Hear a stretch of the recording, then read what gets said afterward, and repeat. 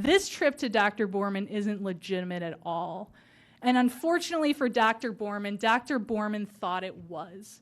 You heard in Dr. Borman's testimony, he had the best interests of Julie Jensen at heart, and he thought the defendant did too, and that's why he gave the defendant that prescription. But Dr. Borman told you that if he had known all the facts, what exactly was going on, he would never have given that prescription to the defendant. But the defendant had this air of genuine legitimacy, and he knew it.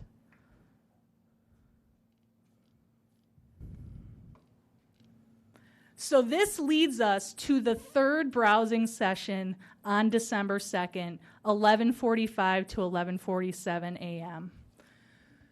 We know the defendant had that Ambien prescription in his hand by 11:13 a.m. That was the video of Mark Hunter. He was shown that picture of the Walgreens thing on the counter. 11:13 a.m., that's when he got that Ambien prescription. It's right on the Walgreens receipt. And he knows, we know, that he wanted to give Julie the Ambien right away. That's what the defendant said in his interview, that recorded interview. Julie's first Ambien, he gave it to her Wednesday morning. So he goes home, he gives her the Ambien, and he gets on the internet. Anatomy Adam, that's what this website is. The one with the poisons, down there at the bottom.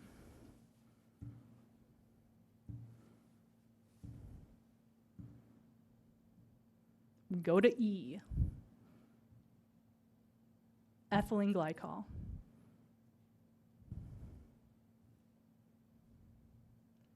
Once again, we have poisoning caused by ethylene glycol. We have the symptoms.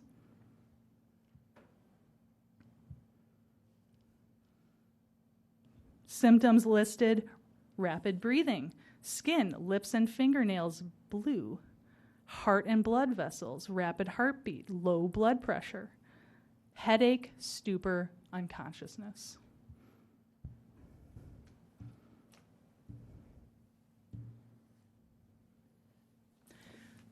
Then we have a gap, 11:45 a.m. to 11:47 a.m., nothing until 9:31 p.m.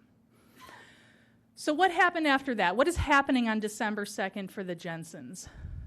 The defendant, we have no reason to doubt this, he did go to work in the afternoon. David's at school, and we know that that's the day Julie was supposed to go to school. That's the Wednesday, but she didn't make it to Therese DeFazio's class that day. And David had the note, and David's note asked if he could go to Eric Shore's house. So David isn't coming home from school on the school bus. He's going to his friend Eric Shore's house. And Douglas is in daycare full-time now, starting that week. Full-time daycare. And so the defendant and David and Douglas are not back at that house. In fact, they had karate that night. So they're not back at that house until like 6:30, 7 at night. During all this time that Julie is alone, no internet activity. This is the night where the defendant had to cook because Julie was in bed. He makes mac and cheese. And how was Julie doing during this time period? What was her condition in this time period? Well, the defendant told Paul Griffin in one of those recorded phone calls how Julie was doing. The defendant said, the night before, that's the night when I made the mac and cheese, botched that real good. She wasn't even awake much. I mean, she was in bed the whole time. I mean, she was sleeping most of the time. I think the kids were being quiet to not wake her. I mean, there was some conversation that night, but she was pretty much out of it.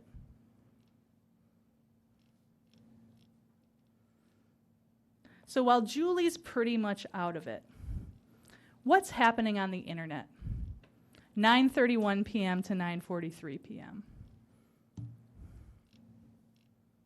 Antifreeze poison. Poisoning caused by ingestion of antifreeze with the symptoms.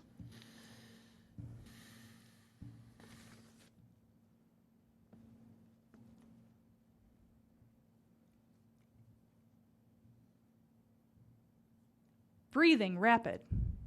We know that was happening. David saw that.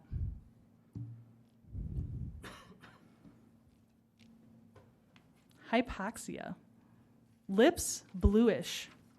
Fingernails, bluish.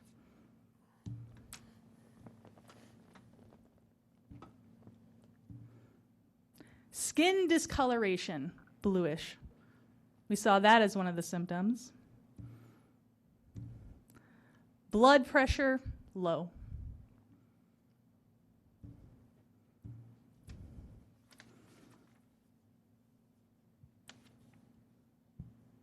Hypotension, low blood pressure.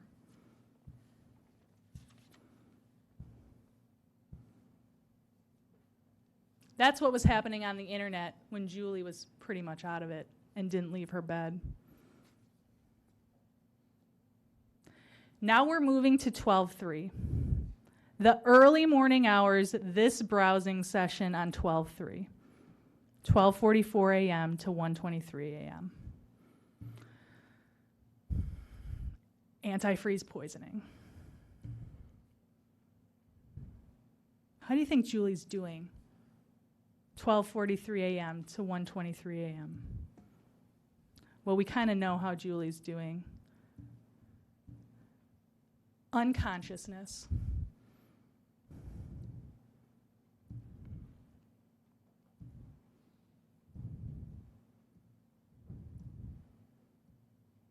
Consciousness decreased.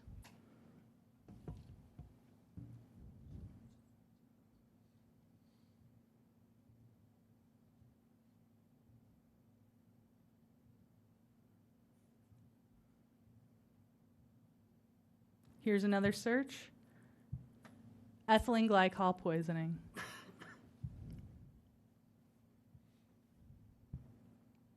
Hypertension.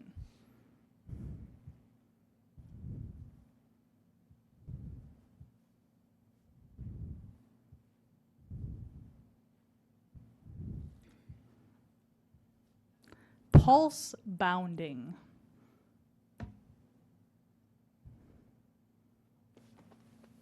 Here's another symptom we saw. Tachycardia, fast heartbeat, pulse bounding.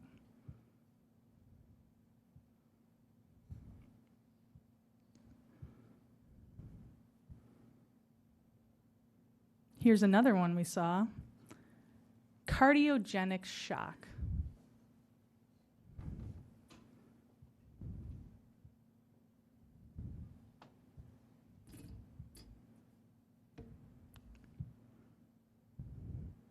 Pulse, weak or absent. You know how sometimes you go on the computer because you got like a pain in your side or something's happening with your neck or whatever? You ever look up pulse, weak or absent for yourself? How about unconsciousness? You ever look that up when you're experiencing that as a symptom?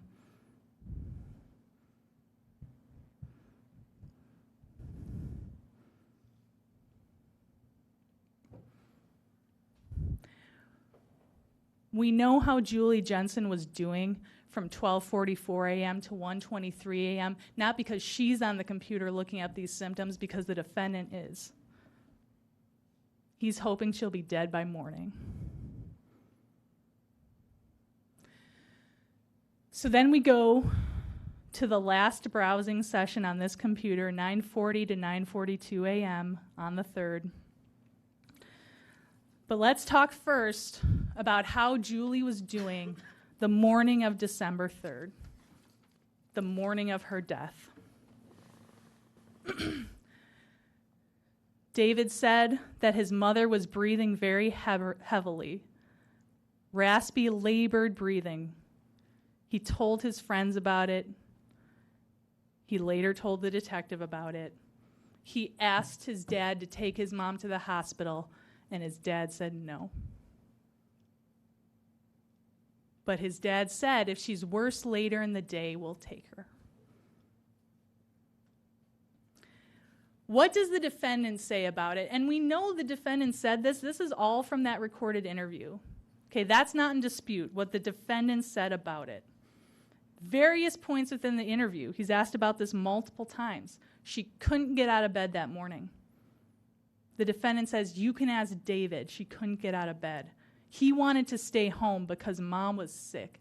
She was asleep in bed.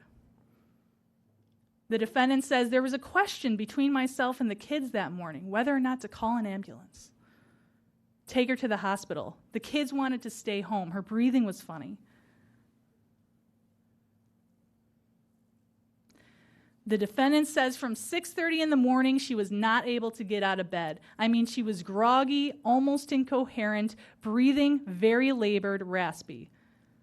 The defendant said, I'm not even sure she was coherent. The defendant was asked if Julie sat up in bed. The defendant says, David tells me, we talked about it, David tells me that I was holding her up, supporting her. That's the part of the interview where the defendant talks about those 3 Ambien pills. One Wednesday morning, one Wednesday night, another one Thursday morning after the kids went to school. The defendant says he had to bring her water because she couldn't get out of bed.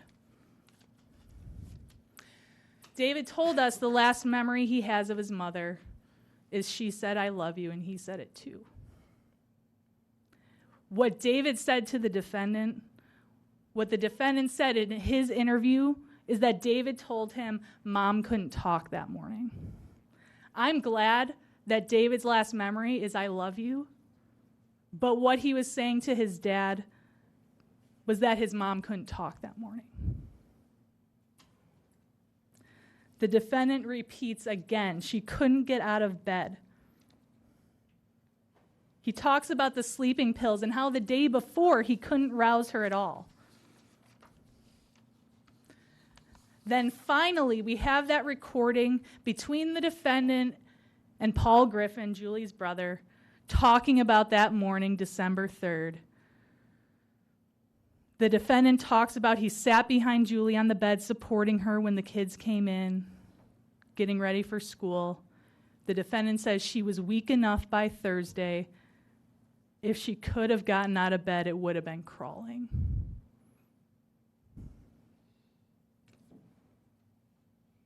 Who's on the computer that morning at 9:40 a.m.? We know the defendant wasn't at work. We know he wasn't at work. 3 coworkers say that. We have Ruth Vorwald and her sister, and we have Ted Voigt. All of them, those witnesses, place the defendant either going to his house or at his house, arriving to his house between 9:15 and 9:30 a.m. that morning. He had to get Douglas to daycare. He went to pick up a check from someone down the road, but those witnesses say that he was at his house or going to his house between 9:15 and 9:30 a.m. And here's the defendant's dilemma. He was hoping when he left that morning that he would come back and Julie would be dead. But he comes back and she's still alive. So he goes on the internet one more time.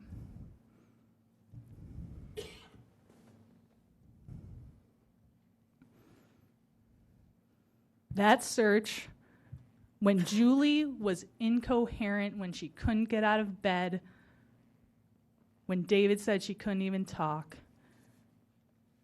there's that search for ethylene glycol poisoning.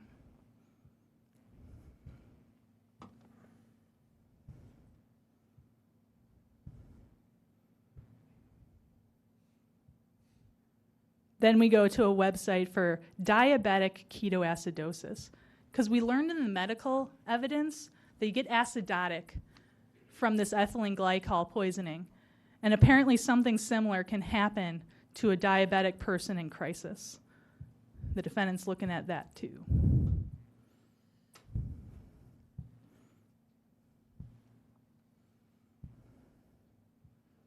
The last thing on the computer, ethylene glycol poisoning.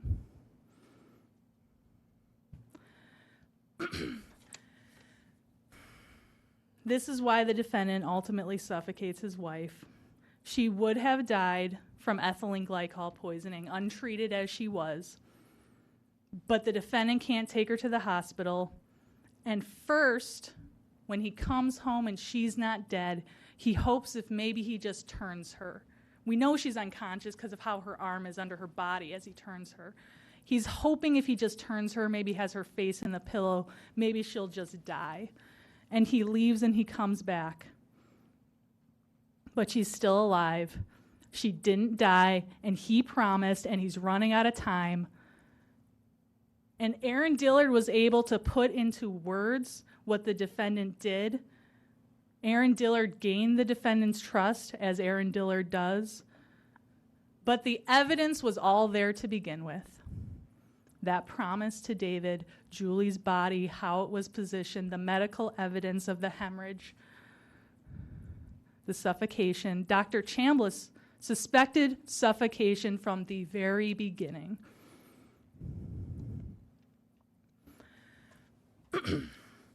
So there's things we're never going to know in this case. We're not going to know what the defendant did when he didn't go to work on December 3rd as he claimed. Dave Naring, Rosemary McGinnis, Meredith Perez, the receptionist at this small office, they all know he wasn't there that day. What exactly was he up to? What exactly was he doing? How exactly did he clean up? What did he do with the ethylene glycol he used? What about the juice that he put it in? Was that juice still in the fridge, or did he clean that up like the ethylene glycol? One thing we do know is the defendant did try to clean up. One of the reasons I spent all this time showing you the internet history is that the defendant never wanted you to see it. He deleted the internet history on this computer. We know he deleted it 11/29, 12/2, and 12/3. It's only because the police had the foresight to seize this computer in 1998, and only because the computer was analyzed by experts at the Wisconsin Department of Justice to see and get this deleted internet history, the defendant didn't want you to see it. Now, it seems that in this case, everything is blamed on Julie Jensen, but remember, this isn't a murder or just a sad suicide. It's a murder or a suicide and a frame-up. If this was Julie Jensen on the computer, and I've already showed you that that's impossible, but if this was Julie Jensen on the computer, hypothetically, why would she delete that internet history? It's not what you do after planting with your friends and your neighbors that your husband's trying to kill you. If you want to frame your husband, you don't delete it. But it is what you do when you're trying to clean up and cover your tracks.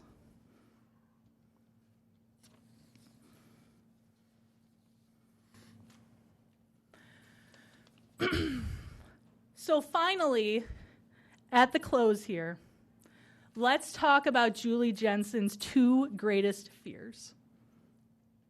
Dr. Borman said in his testimony she didn't want to be labeled as crazy and she didn't want to lose her kids. With her death, Julie Jensen lost David and Douglas. And in death now, nearly 25 years later, she's labeled as crazy. We're having a whole trial on the topic of whether Julie's crazy. The tragedy of Julie Jensen, and there are many, is she can't escape gaslighting even in death after all this time. Because we're told that Julie apparently has this family history of depression that makes her a high risk for suicide, even though the actual evidence is that that history is so minor that it makes her family indistinguishable from thousands or perhaps even millions of other families. And that family history pales in comparison to the history of other families, like where there have been actual suicides. We're told that Julie Jensen is at a high risk for suicide, and I can hardly even begin to comment on the absurdity of Dr. West's testimony, but Dr. West said Julie Jensen's view of reality was distorted. The only thing that I saw that was distorted is Dr. West's view of the evidence. But one preposterous thing Dr. West said was how Julie showed signs of suicidality. Even though she'd never made a suicidal statement, she'd never shown any signs of suicidal ideation or a plan. She certainly never attempted suicide. Even though Julie Jensen specifically denied being suicidal on December 1st, there's literally nothing, apparently, that Julie could have said to evade Dr. West's diagnosis of major depressive disorder. Nothing she could have said. And what about all these statements she made of fear? To Ted Voigt, to Margaret Voigt, to Therese DeFazio, to the defendant's own sister. We're told she's just so crazy. Too crazy to be believed. I mean, is she actively framing the defendant, or is she just so delusional that she thinks the defendant's trying to kill her? We're told that Julie used the internet, that she would use the internet, even though there's absolutely no proof of that. We saw how that internet usage mirrors the defendant's life, and there's nothing like that for Julie. Not a single example. Dr. Hale and Dr. Thomas, they tell you, they act as though Julie could have been on that computer, even after she got so sick the night of 12/2 and into the early morning of 12/3, and then finally at 9:42 a.m. on 12/3. Even though that's contrary to the defendant's own words, the words of the defendant. And you know what? We're believing the defendant's words when he described Julie's condition, not just selectively because we want to believe those words because they're helpful to the state. We believe it and we know it's true because of David. The defendant knew David was talking about his mom and about her condition and about his last memories of his mother. The defendant knew the detective was talking to David. That's why there's all those weird statements in that interview. Well, David said. You can ask David. The defendant cannot lie about Julie's condition on the 2nd and the 3rd because David knows the truth. And then, finally, these doctors, Dr. Thomas in particular, they blame Julie. Why didn't she call for help? My goodness, if she was so afraid of being poisoned, why didn't she call for help? Well, why didn't the defendant? Julie had in her system ethylene glycol and Ambien and Librium and Paxil and Benadryl. She, a 115-pound woman, had 3 Ambien, a brand new drug for her, in 24 hours, less than 24 hours. And the defendant was there. He saw her condition. He was there the morning of the 2nd, the night of the 2nd, the day of the 3rd. And he was there when Dr. Borman told him, if your wife's condition worsens, take her to the ER. And he was the one hearing David asking to take mom to the hospital when she couldn't speak. And somehow, according to the defense doctors, that's Julie's fault. That this woman, on these 3 Ambien, sedated and drugged, it's her fault that she didn't call for help. It's like the more you get paid in this case, the less you can see the obvious. Julie's even blamed for Laura Koster leaving her job. Somehow that's Julie's fault. Julie's blamed for David's cough, David's tics, even though it was at her insistence that they scheduled that specialist appointment for David after those parent-teacher conferences. Dr. Borman testified they scheduled that specialist November 25th, but somehow that's still Julie's fault. Apparently everything, all ills can be blamed on Julie. Apparently she's crazy, and she's the one who was on that computer. But you know, it wasn't her whose hobby it was to create a stalker and invent years of terrorizing harassment using an array of pornographic photos. That wasn't Julie. And it wasn't her who took on the name of Warm Irish Eyes to catfish and torment a coworker. So let's go back to the evidence. At the time of her death, Julie Jensen was in a dilemma of the defendant's creation. And she described this to Therese DeFazio and to Ted Voigt. Either her husband was trying to kill her, to poison her, or he was trying to drive her crazy. Make her look crazy so in the divorce he could take the kids from her as he said he would do. And Julie was a smart person, but she didn't know what to do in that dilemma. And she couldn't do anything rash, anything that looked reckless or irrational.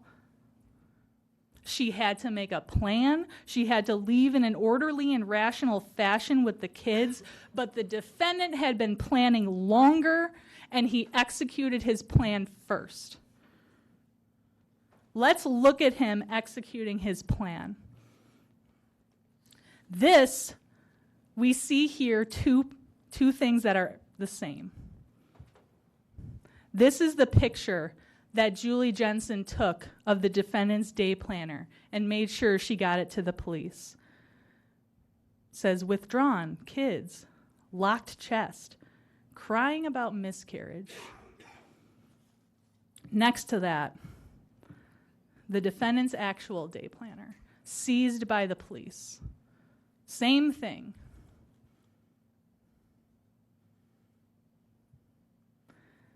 Another example. A picture Julie Jensen took and gave to the police. Locked chest. Locked in bedroom, mourning. Jobs quit, crying about miscarriage. Suddenly detached. Julie Jensen took that picture and gave it to the police, and we see the same thing in the defendant's day planner.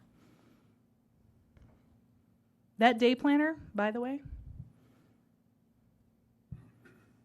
found right here, right by the computer, in that black bag, the defendant's day planner.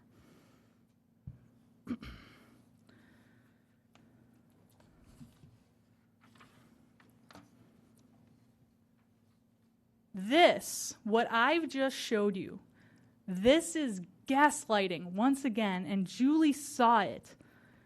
Even if the police had made a mistake and not seized the defendant's day planner, even if that planner had not been seized, we would still have those photos. The police would have them because Julie gave it to them. And did Julie give those to the police to say, hey, police, look how crazy I am?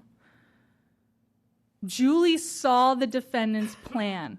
He wanted her to look crazy. She told this to Margaret Voigt, how the defendant was asking about this miscarriage, which was from years ago, and taking notes, and it made no sense to her. And she saw these notes, and she knew they weren't true, and wondered what the defendant was up to, and she made sure the police had it. Because Julie isn't crazy, it's just how the defendant wanted her to look. It's a continuation of the years of psychological warfare the defendant waged against his wife, but now the purpose was to make her look crazy so he could murder her, so he could give her a substance that would crystallize her from the inside out, a substance undetectable at autopsy, using a searches on the computer that he also thought would be undetectable once he deleted them. He thought he could trick Julie and the police, and honestly, if it ever came down to it, a jury. And if he hadn't made a few mistakes. Ed Klug, Aaron Dillard, David Thompson, the deleting of the internet history that wasn't deleted enough, maybe he would have been able to deceive and gaslight his way out of this too. Julie wasn't crazy. She was responding to the insane situation the defendant had orchestrated around her. If you look at the evidence in this case.